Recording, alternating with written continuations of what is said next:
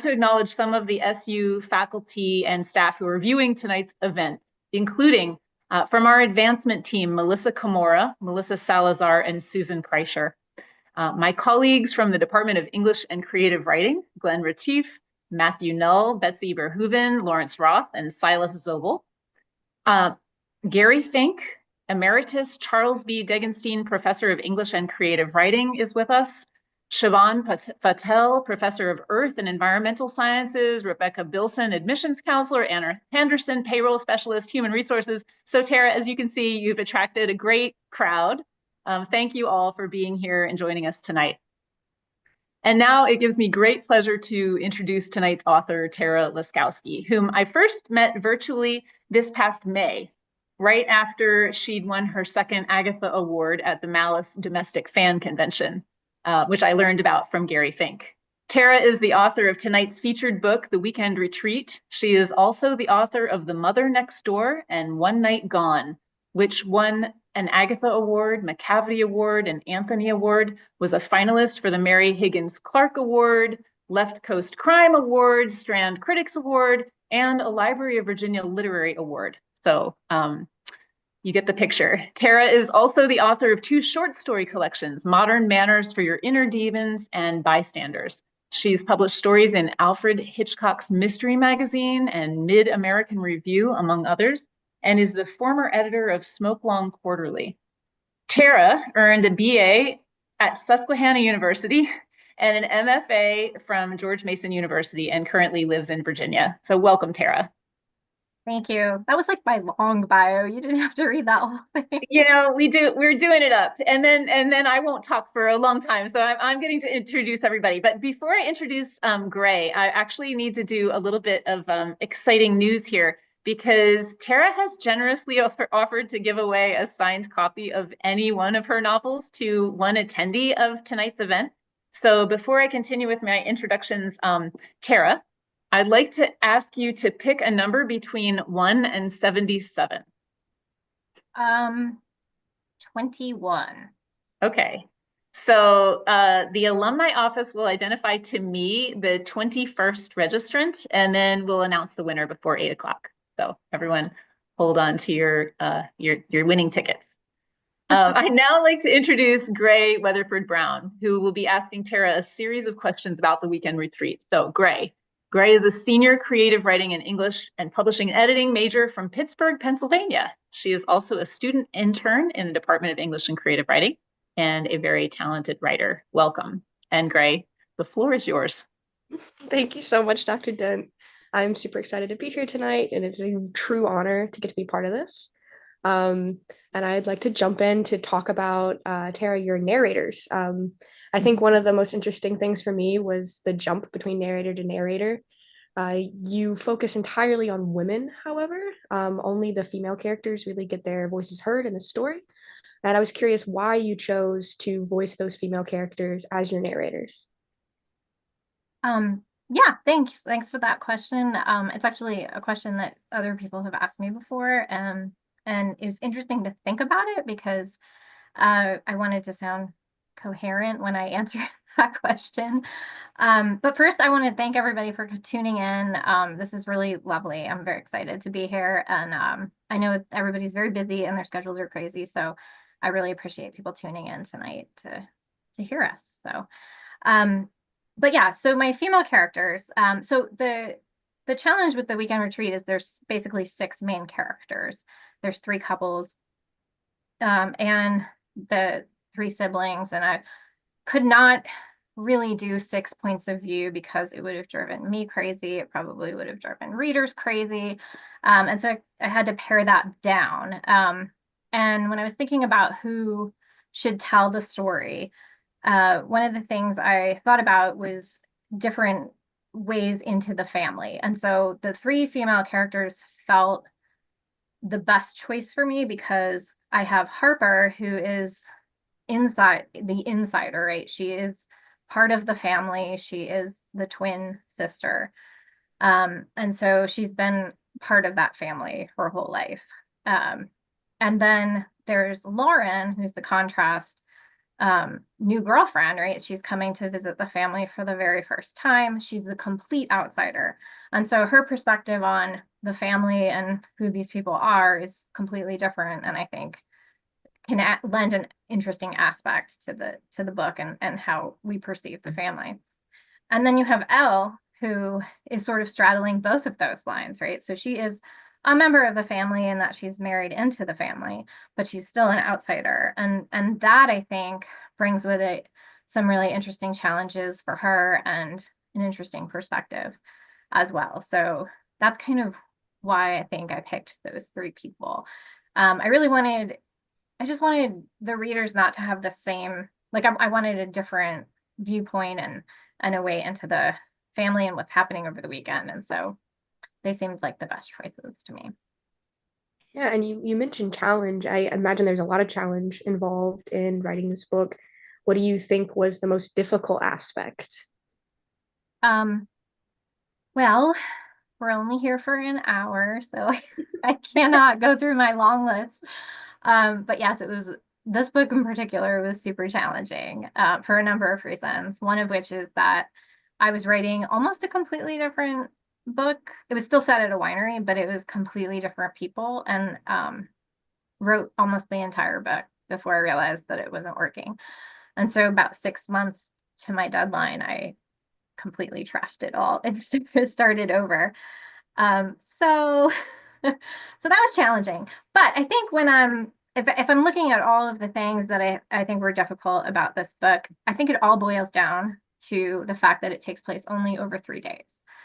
And that is really challenging, I think, to sustain suspense, sustain a plot, over only so much can happen, right, over a long weekend. And that's part, I think, of the reason why I picked multiple points of view, because if we had to stay with one person over 3 days, that would be even more challenging, I think. And 3 points of view plus the anonymous narrator was a challenge enough with this one. And then it's also a really character-driven novel, and so I really had to know these people, because you have to have enough happen in a book that obviously the reader wants to keep turning pages, but you can't have so much happen that it just becomes unbelievable and crazy. So the characters are really what drives the book, and what's interesting about them, what they're lying about, what they're covering up, what they're hiding, what they want. And so all of that made it, I think, pretty challenging to write. Can I break in? I need to break in because you said something so interesting, which is that you knew that the book wasn't working. Is that thanks to readers, or did you just know it? Like, how did you know you needed to change everything up at that point? It was partly me and partly my editor. She's very honest, painfully honest. But no, I knew. I mean, I had to call with her, and I was like, I really don't think this is working. And I sent it to her, and she's like, no, you're right, it's not. And I'm like, oh, thank you. Because you're always hoping that they're going to say, oh, no, it's perfect, it's great, just go on with it. And even though, it's not true. But yeah, so that actually happened with my second novel as well.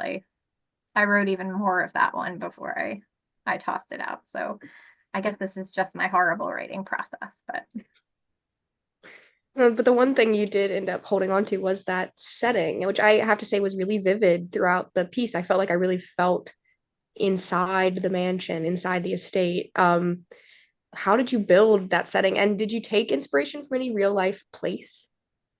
yeah, so setting is always the thing I start with. And it's the only thing that I keep, really, when I do throw everything away. So I need to know like where something's going to be, and I need to know what all of the nuances of it are and how it looks and what horrible things could happen inside it.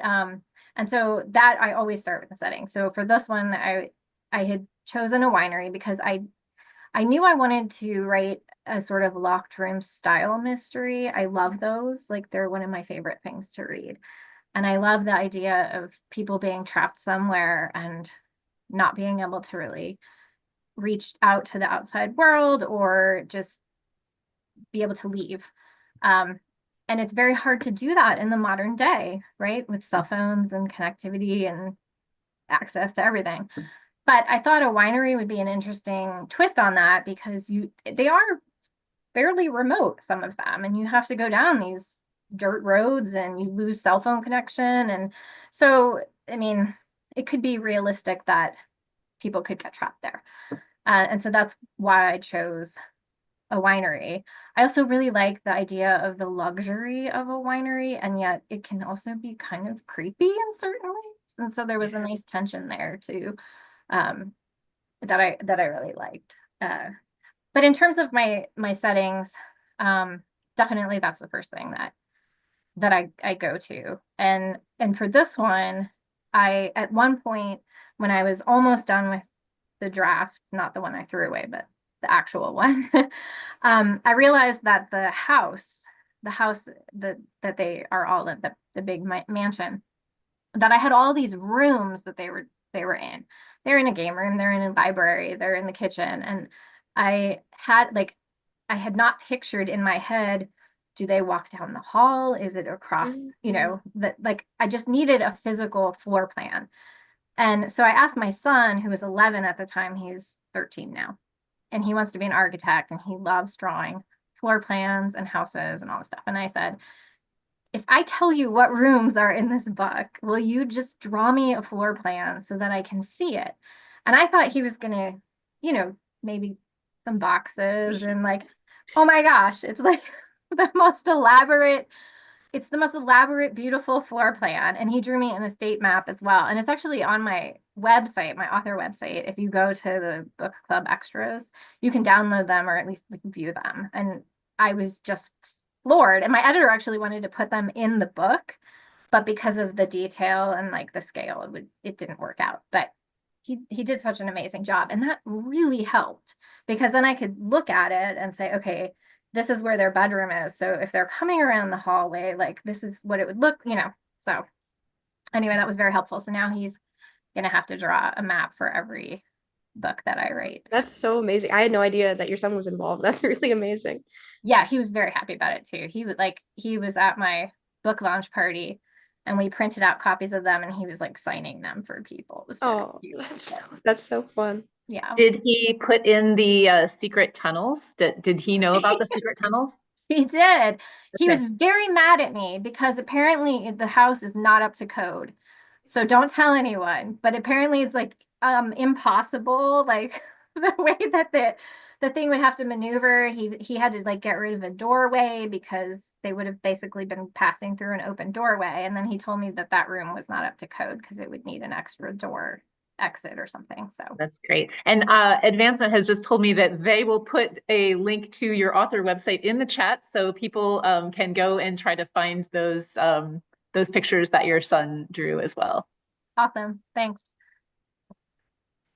To kind of circle back to Susquehanna as someone who is currently here, how did your experience at Susquehanna lead you to your writing career, and what was it like? I mean, for me, I got into the world kind of the same time that you were graduating, so like there's a lot of things that I don't know about your experience, and I feel like it's probably very different from mine. Yeah, that was a lovely way of you telling me that I'm very old. I appreciate it. I know, I think I'm very young. Let's phrase it that way. No, I'm just kidding. Yeah, so I graduated in 2000, so it's gonna be my 25th reunion this year, which is crazy. And I was thinking about this, and I feel like a writer, one thing that a writer needs, a lot of things, but one thing that a writer really needs, especially when they're first starting to write, is validation. And I don't mean validation as in, oh, you're so great, everything you do is wonderful, this is perfect. Because any writer needs a good editor and constructive criticism to get better. But I think validation in terms of like what you're doing is important and it's a valid thing to do and worthwhile. And I feel like that's what I got there. Like I felt like I had a space to create. And I know that that's an odd thing, but it is harder, especially as you get older and you get a job and you have family and responsibilities and all this stuff, to actually make space for creativity and develop your voice and all that. And So it was such a super important time for me because I felt like all of my professors, especially Gary Fink, they just like respect you as a person and as a writer and really try to, I think, help you find your voice as opposed to imposing a voice that they think you should have. And I say that because I've been in workshops since then in which that is not always the case. And so I feel very fortunate and grateful for my time there. Yeah, then I guess we haven't had so different an experience after all. Uh, I do not have one with me at the moment, but I know a lot of viewers and Dr. Dent Oh, yes. If their I Susquehanna I can wine show up glasses. my Susquehanna University wine glass with my star anise drink because I am authentic and I literally followed the signature cocktail. I feel like this is such a delight. So yes, I'm agreeing, Gray. Continue. Yeah, and I thought that the idea of the signature cocktail and also the Spotify playlist at the end of the book, I thought that those were so interesting. And I know that that's something that a lot of authors have been doing that is more of a new add-on experience. Can you talk a little bit about the process that you took and also like what decision making went into both the recipe and the playlist? Yeah. First of all, Catherine, do you like the drink? Okay. Let me do a taste test. I think it's a little sweet. And it is very alcoholic. So I decided I would have it, and then after we finish the discussion, I will probably sip it for the rest of the evening. But I like the drink. My missing ingredient, I couldn't find pear brandy, so I had to use Oh. apple brandy instead. Oh, So no. what can I do? Oh, Harper Van Ness is so disappointed right now. Yes. No, it's so much better with the pear, but I get it because it's fine. You just, We're in Selinsgrove, I Tara. will make So you one. I will make you, or rather, I will have my husband make you one at some point. Okay. perfect. That sounds great. It's a promise. Um, so anyway, I adore swag, what I call swag. So like any extra stuff related to my books. I think that everyone should have a book launch party, like no matter if you've published your first book or your 700th book, like you've got to celebrate it because writing is such a difficult thing. And I spend so much time with these people and this world, and they are like real to me when I finish. Um, and so I love to think of all of these extra things to go along with my books. And so a cocktail I've done that for every book. I've done playlists, like you said, which are either music that I listened to while I was working on the book, or more likely music that just feels like the right vibe of the book or has like some sort of theme related, to the book. My second novel, The Mother Next Door, I think has the best playlist because that one takes place during Halloween. And so the playlist is all these like Halloween songs and like songs about evil women and stuff. So that's a great one. If you ever have a Halloween party, pull that one up. So yeah, so I have like the maps that I did and I like do stickers like with things about the book. I actually have a friend who had an online candle business and she and I created a candle scent for the weekend retreat. Oh, that's fun. I gave a couple of them away on Instagram last year and it was so nerdy. Like that was so over the top nerdy. But that candle smells so good. What was it scented like?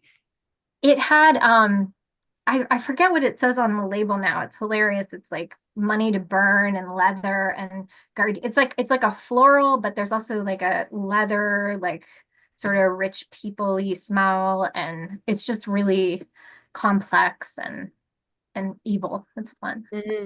Like an old house. Yeah. But I just like doing it. I remember when I talked to my editor after my first book came out, I was asking her about like, should I do all this stuff and help promote and get bookmarks? And she's like, none of that is going to sell any books, but if it makes you happy, you should do it. And so I do it just for fun.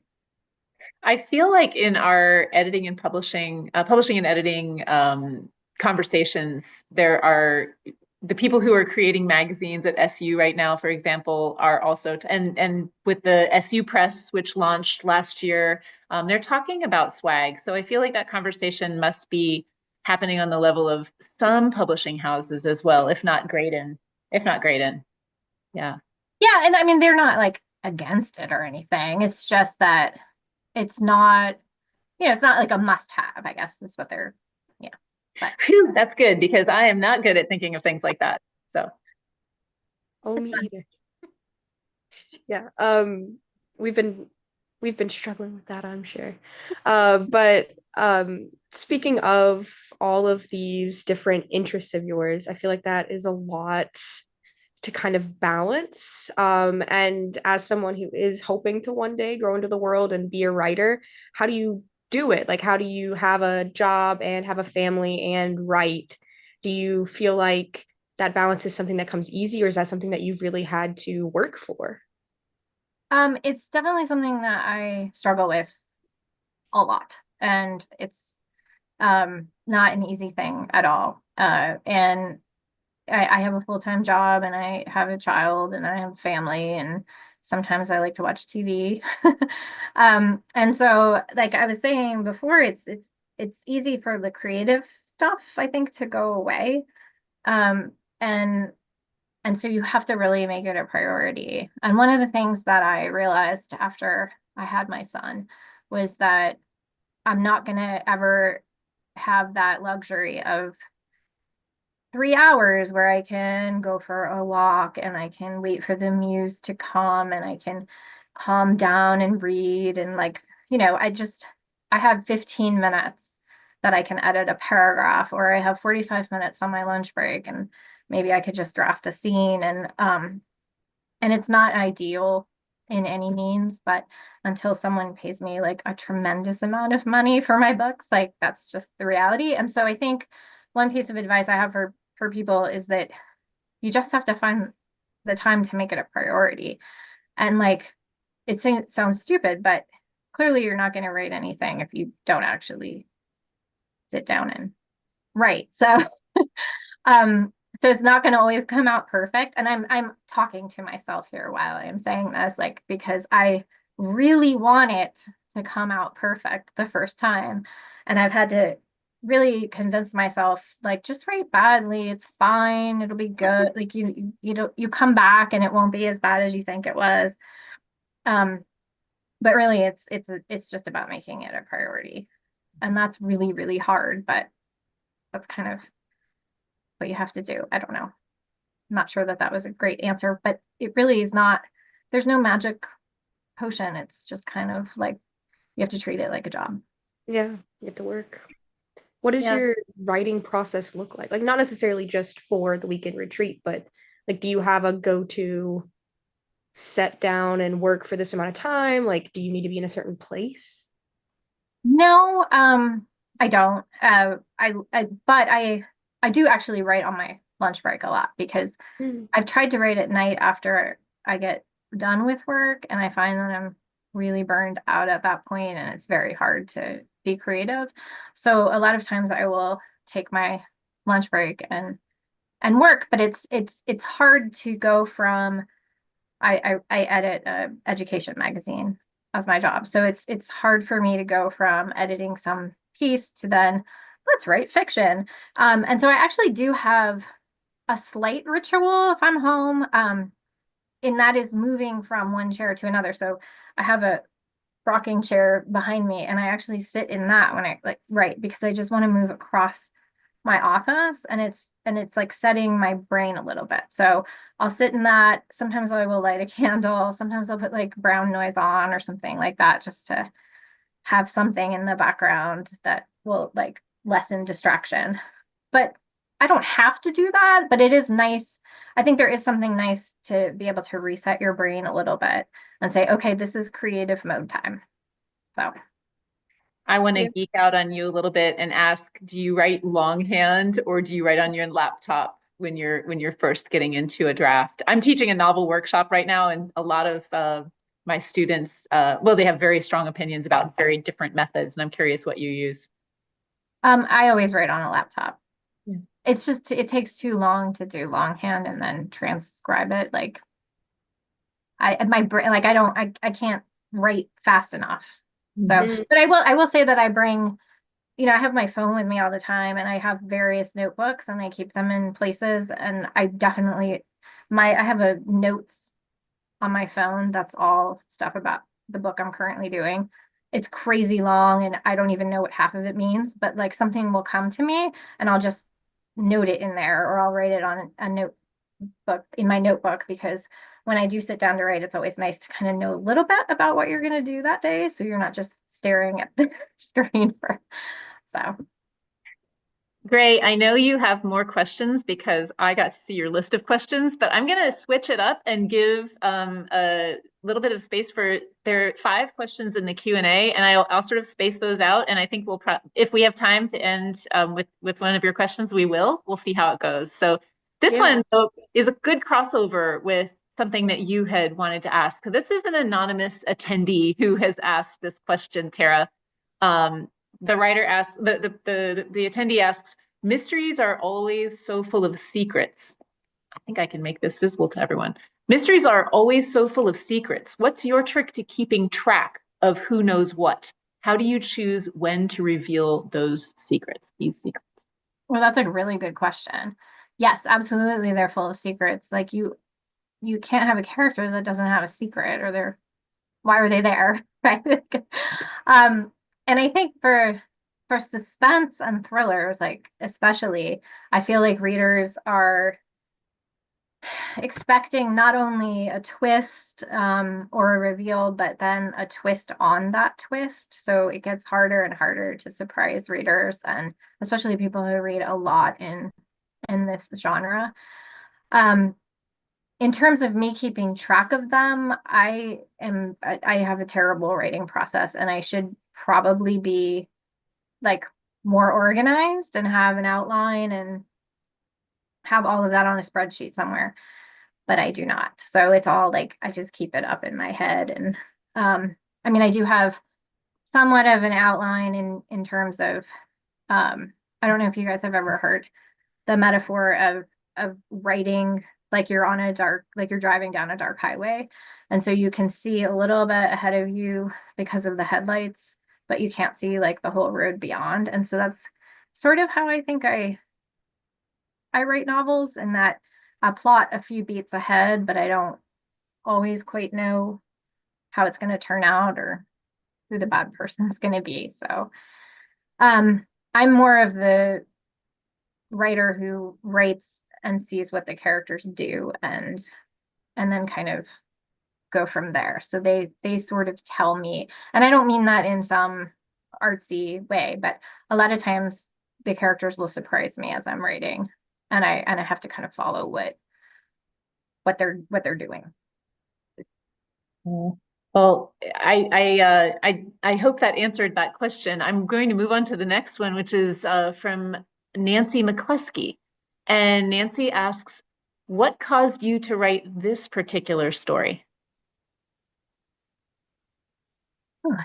That's a very like philosophical question there. Well, I think I said before that I really wanted to write this sort of locked room mystery kind of book where people were trapped. I'm also really drawn to stories about class differences. My first novel had that in there, and I don't know why, but for some reason I'm really interested in the power that super uber wealthy people have, and how they can wield that power and think that they can pretty much get away with anything, and then making them not get away with those things. So a part of that, I think, was exploring this family and what they could get away with, and what happens to them when those secrets that have, long been sort of ignored or buried come to light.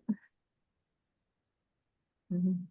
Yeah, I remember from The Mother Next Door that was really intensely involved with class and like this sort of critical eye that you were bringing. And So yeah, I was going to ask you that in an aside later.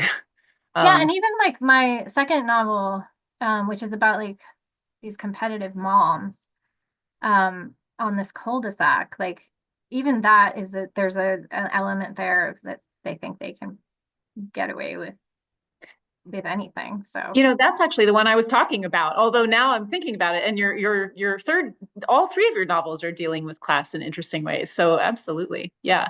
Anna Henderson asks or comments, I thought it was interesting that while the novel focused on such strong females, including not just the three at the house, but also Katrina Van Ness, they all somehow got to their place of power at the expense of other women. What went into that decision? oh wow. Yeah, that's really interesting. I actually really love women villains. And I always want to write a woman villain, but I didn't think about that. But yeah, that's really kind of says something about me, doesn't it? I don't know. Um, Gray, feel free. I know, Gray, you were asking about the female narrators. If you have any thoughts on that, jump right in, Gray. Gray's like, no, I don't have anything. I will talk. I want to talk about Katrina though, like because she was mentioned in there, and one of the things that was really interesting about reading this book is that I had to kill Katrina off because in earlier versions of it, she was alive and she was taking over the whole book. Like she was just such a huge personality that I could not have her actually in the book. She is still a huge character, obviously, and has a lot. Uh-oh. For some reason, Tara has been muted. We might need a little bit of help from our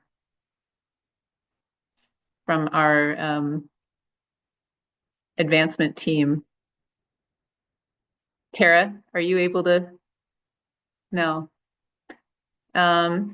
Let's see. I'm on a chat here to see if there's any help for unmuting our panelists. Okay, we've got a message that the team is trying to unmute Tara. Oh dear. I don't want to disrupt the flow of things. Can you click your space bar, Tara?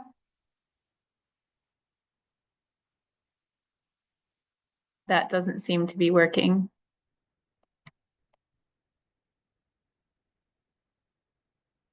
Looks like I'm the only one who has the ability to be talking here. So I'm gonna keep waiting for the team. Let me see on my end if I'm able to do anything. Wait, I think, am I back? Okay, I think you're back. Yes, you're back. Except I don't think that Gray's allowed to unmute herself. Oh, no, I'm back. Hi. Okay, great. Well, calamity averted. We still have all of our participants, so thanks for hanging in there, everyone. Hopefully you had a nice sip of your drink. Maybe I should do that now. And now, Tara, are you able to? Oh, this is malfunctioning somehow. Gray and I are on.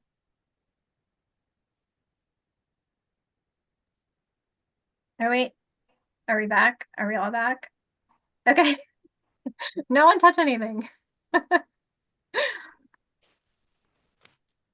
Anyway, I think they muted me because I was talking too much about Katrina or something.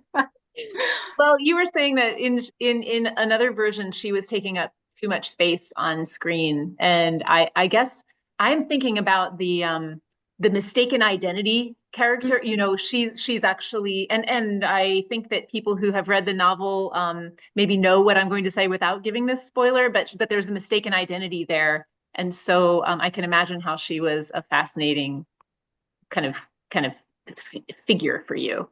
Yeah. Yeah. Yeah, and I really like that idea of like women sort of getting their power based on other women. That's such a fascinating trait that I didn't even realize that I was doing. But I think that's really there's something interesting about that in those characters. Yeah, I think that there's the question was phrased, it was at the expense of other women, but I think in another way, there's also the power is bequeathed by other women. So, women have the power in your stories, which is really fascinating. Okay, I'm going to ask a question about another character. Virginia Biniak asks, how did you decide to have Elle seem so much a part of the family that I've kept forgetting she was a spouse and not a sibling? What was your development of the Elle character like? Yeah, so I that was very purposeful. In fact, I'm sure you've noticed that she calls Katrina mom. And that was really that's says a lot about her, I think. She desperately wants to be this in this family and seen as an actual Van Ness. And oh gosh, it's been a long time since I wrote this and read it, but I know that there's stuff about her family in there and how she felt neglected and not really part of any kind of family before. And so for her, this is not only a power like, oh, I'm in this rich family and I have this power and wealth, but that she just wants that connection. And so for her, it's really important for her to keep that. Clearly, as the novel goes by, you see how desperate measures she will take to do that. And I really like that about her, that it isn't just about the power and the wealth, that it is there's something there that she wants connection wise, and she's so much the control freak, type A planner. I want to make sure everybody's happy. I want to make sure everything. And I think that she can come off as insincere to other people, but I really think that that's sincere. I think she really does want that and does want that connection, and just hasn't been able to find it. Yeah, I found myself really feeling for her throughout the book. Like she was a very sympathetic character to me. Um, and I think that that kind of relates to that question that we were talking on earlier about those female voices and women taking power from other women. It seemed like Harper's character was very apprehensive, very defensive, and was throughout the story. Why did you choose to have Harper and Elle like kind of contrast each other in just so many ways? Yeah, and the fact that they were used to be friends, and Yeah. gosh, that was such a bad friendship mashup. Um, Harper is my favorite. We were talking a little about this before we went live. She's my favorite character. I just really loved writing her. She's so sarcastic and bitchy, and she like doesn't care. Well, okay, so she puts out this persona, right, that she doesn't care. But then underneath it, she's got so many insecurities, and she's so vulnerable, and she's so like wants to please all of these people but she would never say that. And I think that Elle is sort of the opposite, where she wears that on her sleeve. She really wants, and she's actually very talented, and I think underneath knows that she's got the talent and the drive to do these things. So they are in very many ways like almost opposites externally and internally. So yeah, I mean, I think that in terms of character development, I think it's always good to have contrast, right? So you can kind of see how people are approaching these things differently. You said that you develop characters with kind of intense backstories, and you said that you don't keep track with an Excel sheet of when people reveal secrets. You said that you just keep it in your head. Do you have a way of creating characters? Do you have any tricks? Do you create notebooks or files about who they are that may or may not make it onto the page? I do, yeah. I have never been very good at creating what they call character Bibles, which a lot of people do, where they really know, like, they'll ask you, like, which kind of chewing gum do they have in their pockets? I mean, and I've tried to do those things, and sometimes I'm like, I have no idea. By the end of the book, I probably know, but in terms of just making it up off the cuff, like as I'm starting to write, like I can't always do that. So I start out with some very basic, like who are these people? How are they related to each other? How old are they? What do they look like? I usually will go on Google and find celebrities or just random people online that I think look kind of like them, and then keep those pictures so that whenever I'm trying to describe someone, I can go and look at it and say, okay, that's what they look like. um, and in terms of the backstory, that kind of comes as I'm writing, and that's again not the best method of writing because I lose track, or like I have to go back and fill in a lot of things. And then as I'm discovering who these people really are, sometimes that affects how they would actually react, and therefore how the plot unravels. And then I have to go back and fix that and maybe change the way a scene is working, or the way a character is making a decision. You know, in reading, in preparing to teach this novel writing workshop that I'm teaching right now, I revisited John Gardner's advice on writing novels. And one of the things that he says is just write a rough sketch, like get it done, write your whole thing, and then go back and know that working the sentences is going to get you where you need to go. So you're maybe describing a process that's similar to him. But it brings me to a question. I'm going to jump forward in the questions to Crystal Donlan's question, because this is actually about writing and teaching writing. And so Crystal says, I am a writing professor, and when my students reach writing roadblocks, I encourage them to use AI in constructive ways to prompt their thinking. Do you ever turn to AI when you've reached an impasse in your process? Crystal says, I know this is a hot topic, just curious. So yeah, I actually have started to experiment with it in terms of brainstorming ideas. So when you're writing a novel, I'm like so in my own head, and it's such an isolating process. And I can't just turn to somebody who hasn't read the 100 and some pages that I've drafted and be like, so if this person's doing this right now, and this is this, like, what are they thinking and why are they thinking this? But I have started to kind of just use it to sort of brainstorm, like, what might be a reaction here, or like what could be when we were talking about secrets earlier, like what could this person be hiding? And I have done a little bit of it with character stuff, but you very quickly find that the algorithm, like the flaws in the algorithm of the AI, like when I was asking it about like what could a character trait be, like every one of the characters had like a journal that they were, like, or like there was like always some like tick that was the same thing that, and so I don't know, it's like not been super helpful, but occasionally it just feels better than trying to Google like a list of secrets that some authors put out there on the web, like, I don't know, sometimes it's kind of an interesting experiment to do. But I would not advise ever just asking it to draft a scene or anything like that, because it's just, I don't think that's a good use of it. Well, I'm going to twist Jen Allen's question just a little bit here so that it is tied into what you just said. Jen wants to know, in writing the weekend retreat, was there anything surprising or unexpected that you learned about your characters as you developed them? And I'll just say, if you let AI discover it for you, it wouldn't be as much fun. So No. what did you discover about them as you were writing that you didn't know beforehand? First of all, I want to say hi to Jen. She was like my roommate after we graduated for a summer. We lived right above like BJ's. So hi, Jen. She lives in San Francisco now, so we're very far from each other, but I'm glad she's here.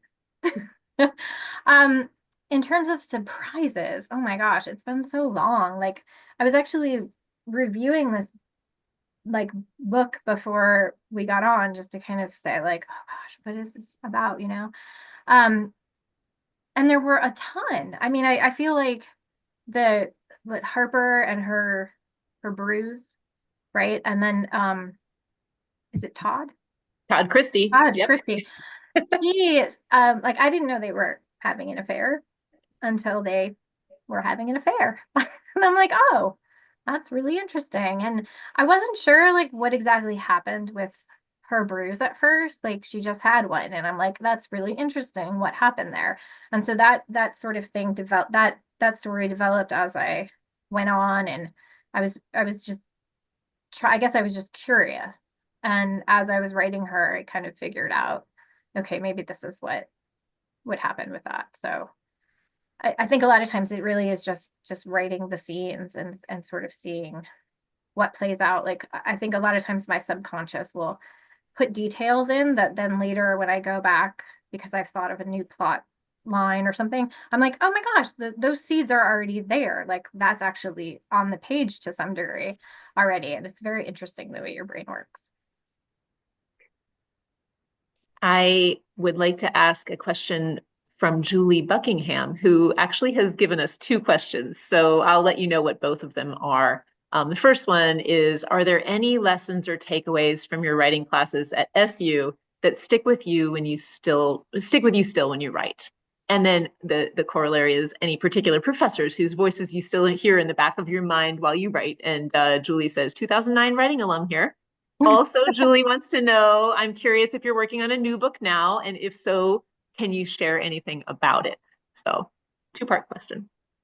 And I've already forgotten the first part. What did you learn from SU? I'm very attracted to that question. What did you learn, and are there any particular voices that are still in your head when you're writing now?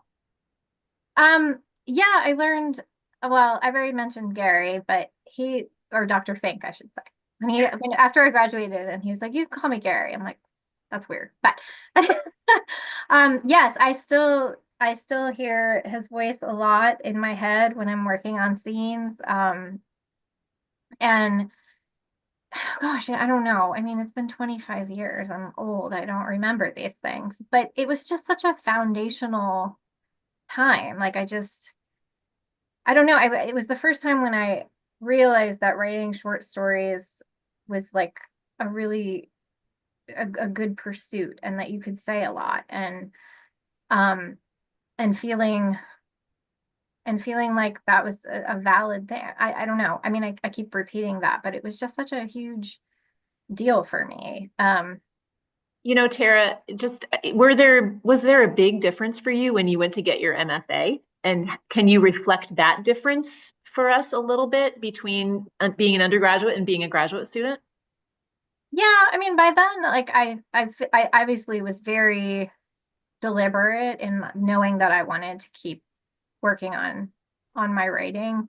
And so it was a little bit different because I was an English major when I came to Susquehanna, and then really wanted to switch over to the writing major. I think there had officially started a writing major either my first or second year when I came. So I wasn't able to like fully be a writing major. I got my minor in writing, or I would have. But when I went to graduate school, it was, I knew like at that point, like this is what I want to do. Like, whereas I feel like I was still kind of figuring it out a little bit when I was in undergrad. But I will say that like, I think my classes at Susquehanna, and this is not to diss my graduate program, but I felt like we were very free to experiment and to try to figure out like what we want to write and why we want to write it. And I think that in graduate school, there was more of an emphasis on like, this is how a story should be. And this is like what you need to figure out how to do this fundamental way before you experiment. And I think it's just two different approaches, but I just feel like I felt more at home being able to kind of figure it out a little bit myself, if that makes sense. Totally. That's fascinating.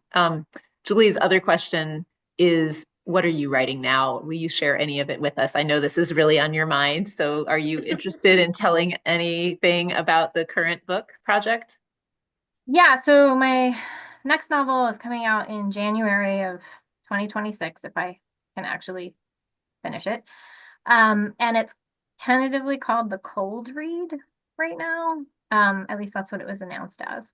And it's set at a ski resort, and it's a cast of a cult horror movie and the movie was set at this ski resort, and now they're coming back 9 years later for the sequel. Except that someone disappeared during the initial filming, so terrible things are going to happen, but it's very fun. That's awesome. And I have to say, I see the attack of the 50-foot woman in your background. And I think I was trying to like move it so that was not actually in the screen, but Nope. like this screen's so much wider. So yes, it is there. I love that poster. So There's a great poster collection at this Curiosities shop in Sunbury. So when you come back up to visit, I'll take you there and you can find a lot of really cool old movie posters. Oh, fun. Yay. But okay, so Gray, I want to have time for one more question from you, but I'm going to ask the last one that has been posed in the Q&A, and it is from Delia. Oh, there are two more questions in the Q&A. Okay, Delia McCann, a current student here, says, how do you decide whether a story would benefit more from multiple perspectives versus having one perspective? Also, how do you decide whether to use a first versus third person perspective for your characters? Oh yeah, those are great questions. Okay, so the first one is multiple point of view versus single. Yep. All right, When to do it in multiple and when, and then how do you do first or third? Right. So for me, I've written all my books in multiple point of view. I think it's because I am at heart a short story writer and actually really like flash fiction. Like I really, really love writing very, very short things. And so writing a novel is very hard for me. But if I am multiple points of view, I feel as though I'm cheating and not really writing a novel, right? Because I can switch to another point of view. I don't know. And so that's why for me, it's just more fun to have different characters. In terms of first person, I've written everything in first person. And that is because for me, when I'm writing suspense, it feels more urgent and suspenseful when I'm actually in the person's head. I've tried to do more of like a close third person point of view, and it just it doesn't work for me. Like I really need to hear that character's voice in that first person kind of way. And I tend to be drawn towards present tense. That's what I was going to notice also. Yeah, it's present tense. And I didn't go and think about that with your other novels, but I'm imagining that they may be present tense as well for the most part. Yeah, for the most part, yeah. Okay, this is a funny question, and I really like it, from Charles McCleskey. Charles asks, was there anything that happened at SU that caused you to write about the topics you have selected?